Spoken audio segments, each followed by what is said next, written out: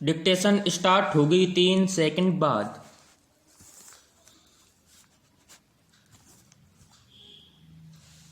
Start. वित्तीय कार्रवाई बल ने पाकिस्तान को कोई राहत न देकर एक बार फिर कड़ा संदेश दिया है कि जब तक वह आतंकवाद के खिलाफ कड़े कदम नहीं उठाता तब तक उसे निगरानी सूची में ही रखा जाएगा। FATF ने पिछले 3 साल से भी ज्यादा समय से पाकिस्तान को निगरानी सूची में डाल रखा है। इस कारण उस पर कड़े आर्थिक प्रतिबंध लगे हुए हैं। आतंकवाद के खात्मे के लिए FATF ने पाकिस्तान को 34 सूत्रीय एजेंडा दिया है, जिसके तहत उसे अपने यहाँ आतंकवादी संगठनों और उनके सरगनाओं के खिलाफ कदम उठाने हैं। साथ ही उन लोगों के खिलाफ भी कार्रवाई करनी है जो आतंकवाद को बढ़ावा देने के लिए आतंकी संगठनों को पैसे सहित हर तरह से भरपूर मदद दे रहे हैं। लेकिन हैरानी की बात यह है कि FATF की सख्ती के बावजूद 3 साल में भी पाकिस्तान ने ऐसा कुछ करके नहीं दिखाया जिससे थोड़ा भी यह भरोसा बनता हो कि वह आतंकवाद के खिलाफ जंग को लेकर वाकई गंभीर है।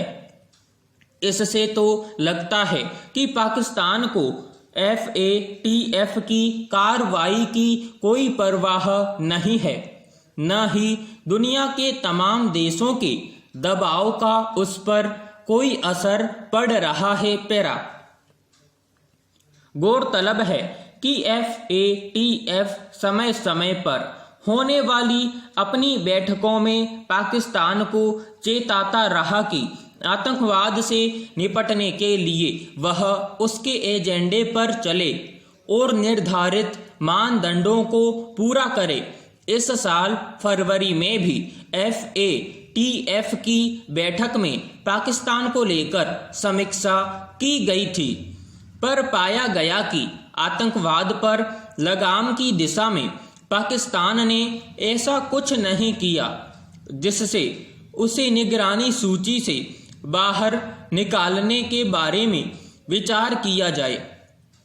पाकिस्तान ने वित्तीय कार्य बल के जिन कार्यों को पूरा नहीं किया है उनमें जैश-ए-मोहम्मद के सरगना मौलाना मसूद अजहर और लश्कर-ए-तैयबा के सरगना हाफिज सईद के खिलाफ कार्रवाई करने में विफल होना भी शामिल है। न ही वह आतंकी संगठनों को पैसा मुहैया कराने वाले स्रोतों पर लगाम कस रहा है। कहना न होगा कि पाकिस्तान की अर्थव्यवस्था चरमराई हुई है। देश में महंगाई से लेकर विदेशी कर्ज का पहाड़ उस पर है। आर्थिक मदद के सारे रास्ते बंद है।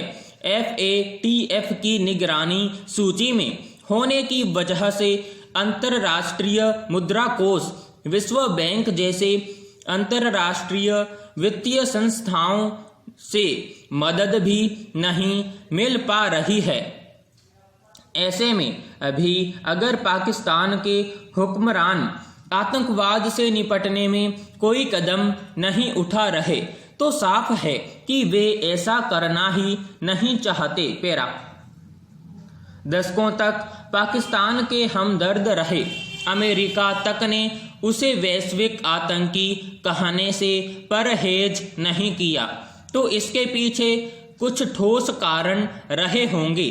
अमेरिका या दुनिया के किसी भी देश को अब इस बारे में सबूतों की कोई जरूरत नहीं रह गई है कि पाकिस्तान में आतंकवाद एक संगठित कारोबार का रूप ले चुका है और इसमें उसकी सेना, खुफिया एजेंसी ISI बराबर की भागीदार है, वरना कैसे अल-कायदा सरगना उसामा बिन लादेन पाकिस्तान की शरण में रह पाता, जिसे अमेरिका ने वहीं जाकर मारा। लश्कर ए तैयबा और जैश ए मोहम्मद के सरगना कैसे पाकिस्तान में सुरक्षित बैठे हैं। दरअसल पाकिस्तान आतंकवाद के रास्ते पर जितना आगे निकल चुका है, वहां से उसका लौटना आसान नहीं है।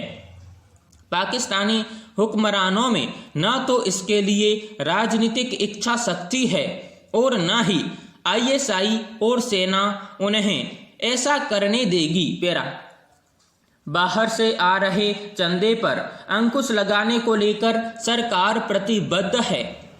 उसने फिर से दोहराया है कि देश के भीतर बेलगाम विदेशी चंदे की इजाजत नहीं दी जा सकती। दरअसल सरकार ने विदेशी चंदा अधिनियम 2010 में संशोधन करके उसमें कई कड़े प्रावधान जोड़ दिए थे। उसी संशोधन को सर्वोच्च न्यायालय में चुनौती दी गई है। अदालत के पूछने पर सरकार ने अपने हलफनामे में कहा है कि इस कानून का उद्देश्य यह सुनिश्चित करना है कि विदेशी धन भारत में सार्वजनिक जीवन के साथ साथ राजनीतिक और सामाजिक धारा पर हावी न हो। कुछ विदेशी ताकतें कुत्सित इरादे से भारत की आंतरिक राजनीति में हस्तक्षेप करती हैं और ऐसी ताकतों को रोकने के मकसद से ही इस कानून में संशोधन किए गए हैं। इससे बहुत सारी संस्थाओं, राजनीतिक दलों, स्वयंसेवी संगठनों को बाहर से मिलने वाली मदद रुक गई। उन लोगों ने इस कानून संशोधन को चुनौती दी है। अब विदेशी अंशदान अधिनियम यानी FCRA के मुताबिक किसी भी प्रकार के विदेशी अंशदान को बैंकों के माध्यम से ही प्राप्त किया जा सकेगा। फिर उसका कारण और सारे ब्यौरे पेश करने होते हैं कि बाहर से चंदा किस मकसद से लिया गया, उसे कहां खर्च किया जाएगा और भेजने वाले का स्रोत क्या है आदि। यह प्रक्रिया काफी जटिल हो गई है।